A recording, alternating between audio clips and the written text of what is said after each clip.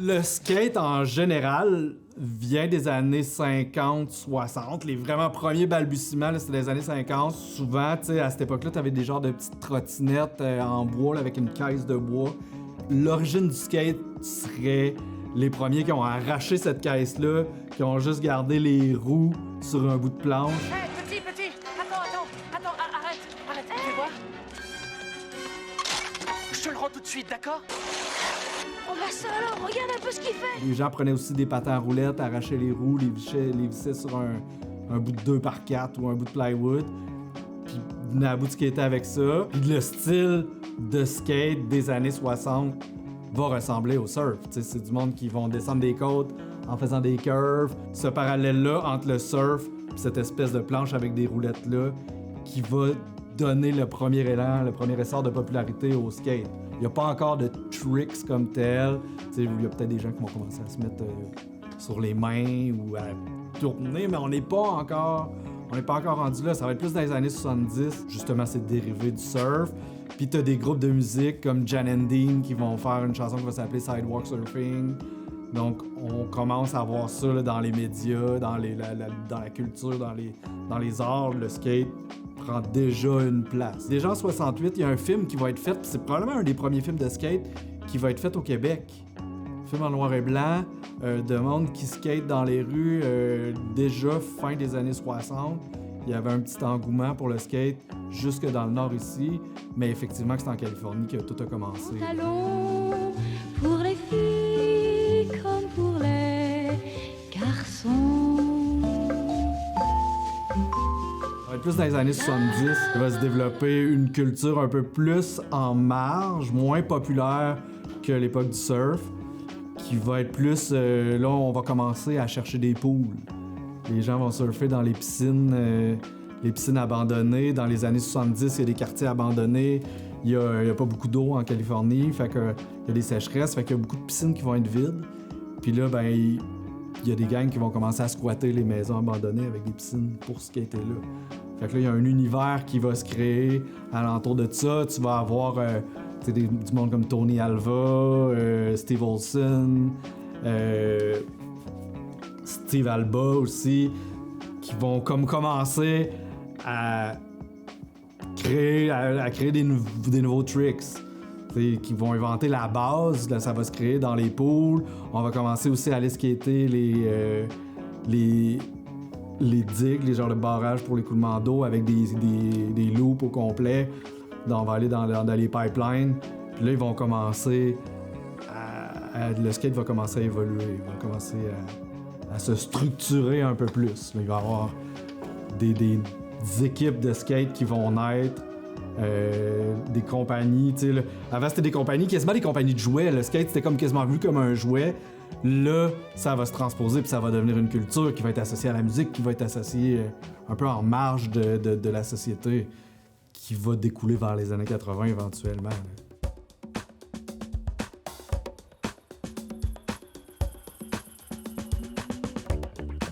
Un skateboard est constitué de plusieurs parties. La partie principale est la planche. Une planche de bois compressé, en fait, c'est 7 couches d'érable qui sont compressées de la fibre interlacée pour donner une meilleure résistance, une meilleure flexibilité, en fait. Ces planches-là, le deck qu'on appelle, ont un sens. C'est le sens du dessin, généralement, qui nous l'indique, mais aussi la hauteur, la pente du nose et du tail. Le tail, c'est où ce qu'on met notre pied. Le nose, c'est la partie en avant de notre skate, ou ce qu'on utilise pour certaines manœuvres, mais qui est un petit peu plus abrupt. Il y a plusieurs variétés de planches, en fait. La largeur de la planche peut changer selon la shape, selon la forme de la planche. Il y a des shapes plus old school qui peuvent être très larges, 9 pouces et plus en largeur. Il y a les shapes plus popsicle, qu'on appelle, qui varient généralement entre 7 pouces et demi et 8 pouces et demi. Plus que c'est large, plus que tu as de place pour mettre ses pieds. On se sent plus à l'aise, plus de ballon. Mais c'est aussi plus lourd. Plus que la planche est petite, plus qu'elle tourne rapidement, plus c'est facile de faire des flips. Et plus elle est large, plus on a de stabilité. Un skateboard, ça comprend aussi des trucks, qu'on appelle en français des essieux. C'est la partie rigide qui s'accroche après la planche et qui maintient les roues. Ça permet là, d'absorber une partie des chocs, mais aussi de tourner avec sa planche. On peut l'ajuster. Il y a différents types d'ajustements. Il y en a qui vont préférer ça très mou, très lousse. Il y en a qui vont préférer ça très dur. Ça permet de varier sa stabilité et sa capacité de tourner. Ça comprend aussi des roues. Les roues qui comprennent eux-mêmes des bearings, des roulements à billes. Ces roues-là peuvent varier en grosseur et en dureté. Plus que la roue elle est grosse, plus que son skate va être haut, ce qui va changer son pop et sa façon de rouler. Puis au niveau de la dureté, plus que les roues sont dures, plus qu'ils vont permettre un glissement facile. Plus qu'elles sont molles, plus qu'elles vont adhérer au sol, puis qui vont nous permettre mieux de tourner et d'utiliser des surfaces là, plus rough, comme de l'asphalte. Étant un maniaque de skateboard depuis mon adolescence c'était dans les années 90, je me suis quand même posé la question à un moment donné à savoir comment ça a commencé le skateboard dans la région, à quel moment c'est arrivé, parce que tu sais, le skateboard, on peut remonter jusqu'aux années, en tout cas moi ce que j'en connais, jusqu'aux années 60 pour en parler. Tu sais, j'ai des disques par exemple de groupes des années 60 comme les Aristocrates au Québec qui étaient sur la pochette de leur 45 tours sur des skateboards. Tu sais, fait que c'est comme spécial de penser que des groupes yéyés qui sont sur des skateboards. Il y a des groupes américains qu'on associe à la musique surf dans le style des Beach Boys qui vont avoir des chansons qui parlent de sidewalk surfing, donc faire du surf sur le trottoir. Tu sais. C'était avec des skateboards, effectivement. Et je me suis dit, est-ce que ça se pourrait que dès les années 60, on ait eu des skateboards ici en Abitibi-Témiscamingue? Puis, ben, écoute, à la lumière de mes recherches, probablement pas dans les années 60, mais probablement à partir de la fin des années 70, il y a eu cette vague de popularité à la fin des années 70 aux États-Unis du skateboard. Là, j'ai l'impression beaucoup avec la Californie, on a commencé à avoir beaucoup de pools qui se faisaient. Puis, ben, ça s'est répercuté ici. Selon ce que j'ai découvert, il y avait à Rouyn-Noranda, plus précisément à Noranda, même une ancienne piscine qui avait été vidée. C'était une piscine municipale qui était extérieure, qui se trouvait à peu près dans la cour de l'école anglaise de Noranda School, donc sur le bord du boulevard Québec, près de la rue Murdoch, pas trop loin du McDo pour les gens là, d'aujourd'hui, là, entre l'école anglaise puis le McDo. Puis cette piscine-là n'était plus utilisée rendue dans les années 80. C'est surtout dans les années 60-70 qui était populaire. Fait qu'il y a des gens qui ont commencé à l'investir pour faire du skateboard dans cette piscine-là. Fait que c'était vraiment là, des vieilles planches, là. C'est pas le skateboard comme on l'imagine aujourd'hui, c'est vraiment des planches plus minces, faites sur le long. Mais il a commencé à avoir tout de suite des espèces de petites compétitions qui se sont faites entre les premiers maniaques de ce sport-là. Puis parmi les maniaques, ça je trouve ça bien intéressant, il y a un gars qui s'appelle François Groslot, qui lui est devenu un de nos premiers champions, un de nos premiers passionnés. Puis avec les années, lui, il a commencé à travailler au magasin Belle-Île Sport, qui est sur la rue principale à Rouyn-Noranda encore de nos jours. Puis c'est devenu plutôt un maniaque de vélo. Donc, écoutez, en termes de vélo, c'est une référence dans la région. Mais lui a été, dès son adolescence, un de nos premiers champions de skateboard. Fait que les gens se rassemblaient là, puis faisaient du skate dans cette fameuse piscine. Puis naturellement, probablement ailleurs dans la ville, mais ça a été comme le premier lieu de rencontre, à ce que j'en ai compris, où les skaters pouvaient aller se rencontrer et dire, bon, à soir, je vais aller faire du skate, je vais aller à la piscine au boulevard Québec pour pouvoir voir les autres.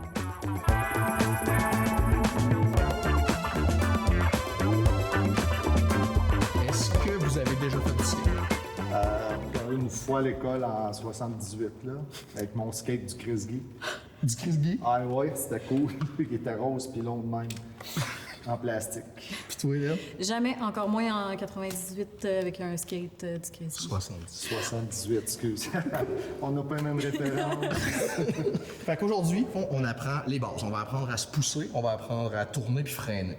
Vraiment, comment circuler avec un skateboard. On peut-tu commencer par freiner? On peut commencer par freiner. Vous pouvez mettre votre casse aussi. Ce qui est important en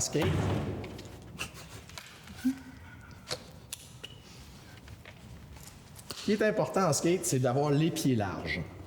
Les vis, c'est notre référent. On va tout le temps avoir au moins des pieds ces vis. Si on a les pieds trop collés, on a tendance à mettre notre pied collé sur l'autre parce que on sait où notre autre pied. C'est facile d'aller le reporter là. En trottinette, exemple, il n'y a pas moins de place. On colle nos pieds comme ça aussi. En skate, il faut vraiment avoir les pieds larges. Tout le temps sur les vis comme ça. On met tout le temps le pied d'en avant en premier sur le skate. Quand je l'explique aux jeunes, ça peut vous aider. C'est comme le pilote du skate. Le pilote est en avant. On met le pied en avant tout le temps. S'il y en a un qui débarque, ça va être le pied arrière en premier. Fait que le skate, on le met dans notre dos. Je sais pas si vous savez de quel pied vous vous poussez. c'est le même, je pense. Ça va dépendre. Oui. Il faut que j'aille vite les deux, là, mais normalement, drette. Avec le pied droit, toi aussi. Ouais. Bon, je suis du côté droit aussi, fait que je vais pouvoir vous le montrer. Donc, on met notre pied gauche vraiment sur les roues à l'avant comme ça. Notre pied droit, il est au sol. Tout notre poids est sur le pied droit pendant qu'on pousse. On essaie d'être léger sur ce skate. Puis pour partir, on peut même amener le skate derrière nous autres. Puis là, quand il approche, c'est là qu'on embarque dessus. OK, on va le faire, là. Tu veux qu'on fasse ça là? là? Ouais, vous pouvez essayer là. OK, exact. Au début, vous avez vu, je mets mon pied droit pour être en mesure de me pousser parce que si ma jambe est déjà comme ça va pas bien puis on se retient. Fait que je mets mon pied droit, je me pousse. Quand je suis en mouvement, je le remets croche. Parce que la deuxième étape, pour tourner, on va utiliser nos talons puis nos orteils pour mettre du poids d'un côté ou de l'autre. Fait que si en roulant, je mets du poids sur mes orteils, je vais rouler vers mes orteils, tourner vers mes orteils, puis si je mets du poids vers mes talons, je vais tourner vers mes talons. Fait que c'est pour ça tantôt que j'ajustais les skates aussi. Les skates peuvent être durs ou mous, ça va faciliter le tournage. Il y a d'autres façons de tourner, mais la première pour comprendre son équilibre, c'est celle-là. Pour freiner, tantôt quand je disais que si on débarque un pied, c'est le pied arrière, ça va être la même chose pour freiner. Je me pousse, je remets mon pied puis je me retiens. Sinon, c'est de débarquer de sa planche. Puis pour débarquer de sa planche, on débarque le pied arrière en premier pareil. Si je roule, je débarque le pied arrière, puis là je peux couvrir et marcher à côté de mon skate. OK. C'est vraiment lui qui pousse, c'est lui qui est le plus mobile toujours. Il y a aussi une autre technique pour tourner et pour freiner qui utilise un peu notre poids puis des pivots. En skate, quand on les pratique, on appelle ça des tic-tac. C'est d'aller d'un bord et d'aller de l'autre bord. D'aller d'un bord, d'aller de l'autre bord. Puis pour faire ça, c'est que je mets du poids en arrière sur ma planche là pour qu'elle lève. Puis avec mon pied avant, je contrôle où je veux aller le placer. Pendant que là, je pèse, je vais placer lui ou je vais le placer de l'autre côté. Même chose pour freiner. Si je roule et que je mets mon poids là, ça freine d'une façon plus cool que d'enlever son pied. Mais c'est plus difficile. Je dis tout le temps que ce qui est important, c'est d'apprendre de façon progressive, de se donner confiance au mouvement. Pour ces trucs-là, le meilleur truc de l'apprendre, c'est avec des skates pas de roues. Oh, c'est robot. D'habitude, tu rajoutes des roues quand t'es pas bon, là, t'es enlèves. Ça nous permet de mettre de la pression ici sans avoir le danger de tomber parce que les roues nous projettent sur le dos ou sur le côté. Fait qu'on peut vraiment pratiquer à tourner puis à faire ces tic-tac comme ça pour maîtriser le mouvement. Même ceux qui hésitent à se pousser, on peut apprendre à se pousser avec un skate pas de roue pour perfectionner le mouvement puis apprendre à tourner. Puis après, ben, tu peux faire des tours complets, tu peux tourner de l'autre côté, tu peux swinger ton skate pour faire des punches vite. Il y a vraiment plein de choses à faire avec un skate pas de roue. Fait que je vous laisse l'essayer avec ça avant. On dirait un overboard. Ah non, c'est pas celui-là. OK, ouais. Tu peux apprendre à maîtriser ton point de pivot. Aïe. OK. Attends, là. Donc, avec tes hanches puis tes épaules, Ouais. tu vas aussi avec ton pied porter où tu veux aller.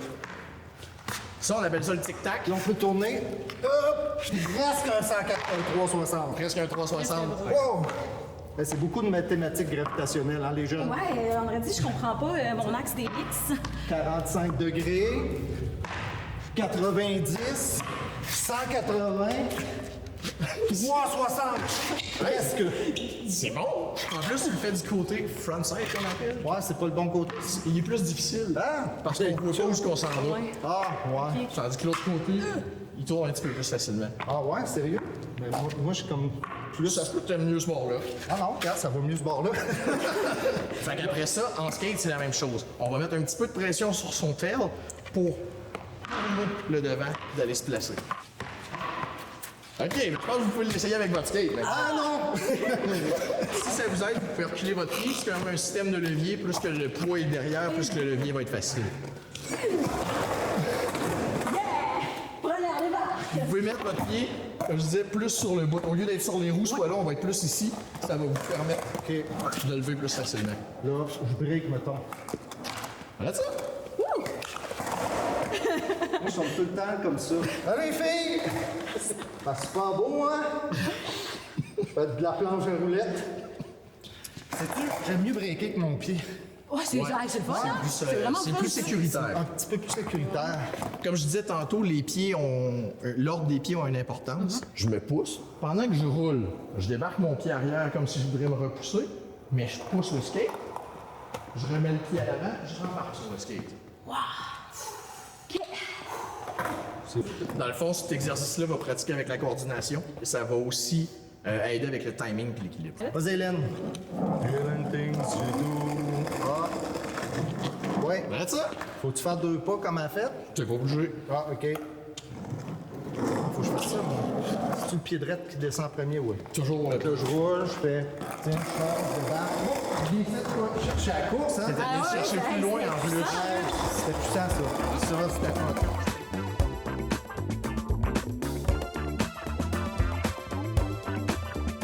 Il va y avoir des skateparks qui vont popper un peu à gauche et à droite. Pas les skateparks comme on les connaît aujourd'hui. Au début des années 80, ils vont presque tous être détruits.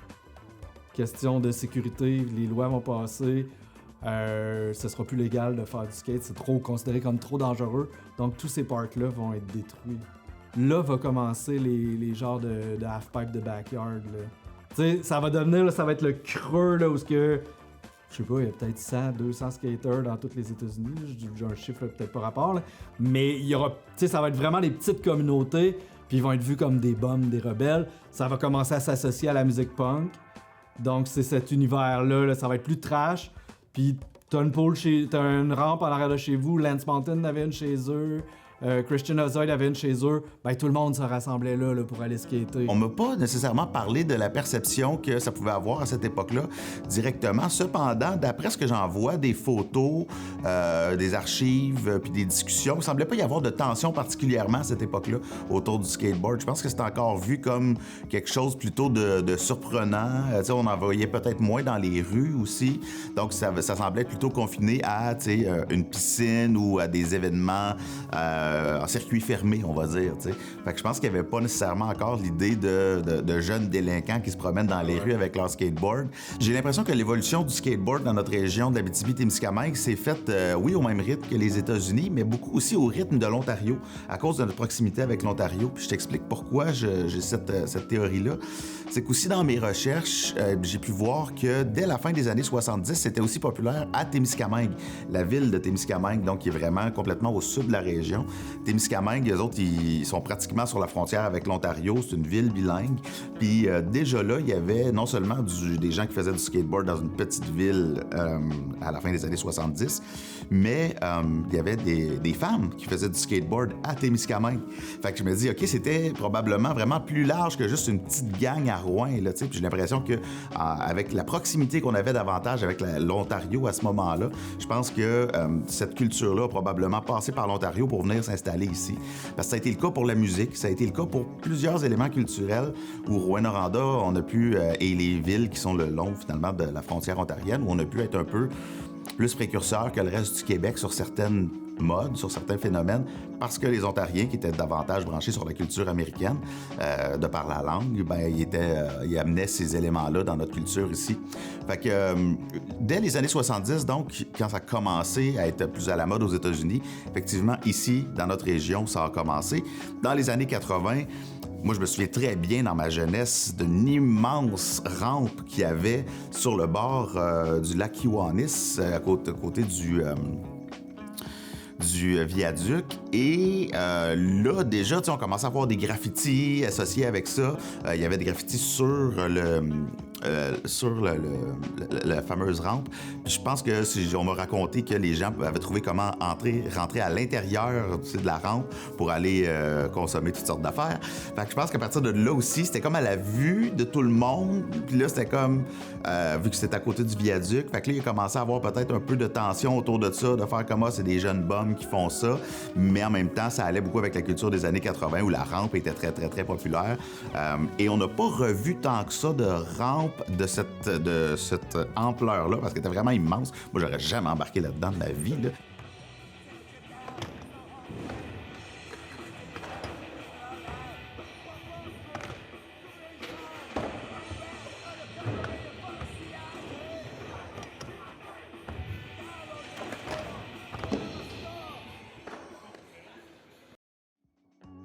Pour faire de la mini-rampe, une base qui va être très importante, ça va être d'apprendre à pomper, qu'on appelle. C'est pour contrôler son énergie dans la rampe et mieux circuler sans avoir à se pousser. Le principe, c'est d'enlever son poids puis d'aller porter ses jambes sans y aller avec notre corps vraiment quand on arrive dans le bas de la rampe. Quand on arrive en bas, on enlève son poids pour se laisser monter plus léger, plus facilement dans la rampe.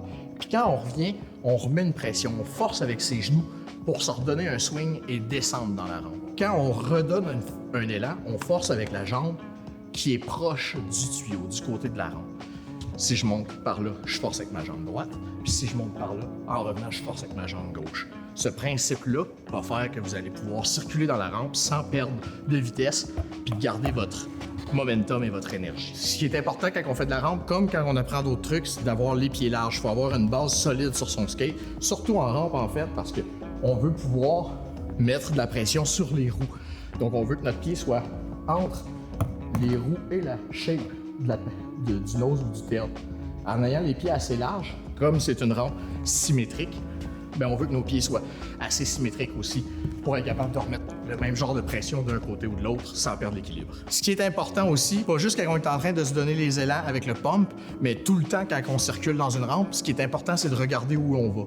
Quand on revient de reculons, c'est important de regarder où on se dirige pour savoir quand revenir, quand pomper et quand on va arriver sur l'obstacle, sur le coping de la rampe. Quand on est bien à l'aise à conserver son élan et à circuler comme ça dans la rampe des deux côtés, après, on peut commencer à tourner dans la rampe, ce qu'on appelle communément un kick turn. Quand on arrive dans la rampe, juste avant d'arriver sur le dessus ou près du tuyau, le coping, bien, on tourne dans la rampe un peu comme avec les tic-tac qu'on apprend dans les cours de base. Là. On pivote sur le tail en enlevant son poids en avant pour aller porter où on veut, mais dans la rampe pour revenir et circuler, revenir du bon côté. Dans le fond, quand on fait le pump, on revient de reculons. Quand on fait le kick turn, on revient de face. La dernière étape pour le tutoriel de base en rampe, c'est le drop-in, descendre dans la rampe. Le drop-in, ça consiste à avoir son poids sur le dessus de la rampe, sur le tuyau, et de descendre le devant de sa planche pour aller s'accoter dans la rampe, puis après ça, utiliser cet élan-là pour partir. On peut faire le drop-in dans différents obstacles, autant des banks, des jumps, des kickers, des quads. Vraiment, on peut le faire partout. Ça consiste à faire le même geste de base. Après, c'est vraiment juste l'angle qui est différente. Pour pratiquer son drop-in, on peut le pratiquer au sol, sans avoir d'obstacle au début. Dans le fond, c'est de mettre son pied sur le tail comme ça, d'être bien appuyé. On met son pied en avant sur les roues. Faut pas le mettre trop en avant parce que ça pourrait faire débalancer le skate lors de l'atterrissage. Puis il faut pas avoir les pieds trop collés non plus parce qu'on va perdre l'équilibre, déjà qu'on est dans une rampe. Donc je mets mon pied sur la roue avant et je pousse avec ma jambe et je transfère un peu mon poids vers l'avant. C'est pas juste d'y aller avec sa jambe, c'est de transférer un peu son poids vers l'avant comme ça pour amener son poids, son épaule, au-dessus des roues avant. Le concept, en fait, c'est qu'une fois que tes roues vont être à côté dans la rampe devient une nouvelle surface de roulement, c'est comme un nouveau plancher. Ton skate va suivre l'angle. Tandis que si on va pas à côté de nos roues, le danger est qu'on parte vers l'arrière puis qu'on tombe sur le dos. Pour pratiquer à drop-in, si on n'est pas encore assez confiant puis qu'on veut s'habituer au mouvement, on peut aussi essayer de partir plus bas dans une rampe. On n'est pas obligé d'être sur le dessus.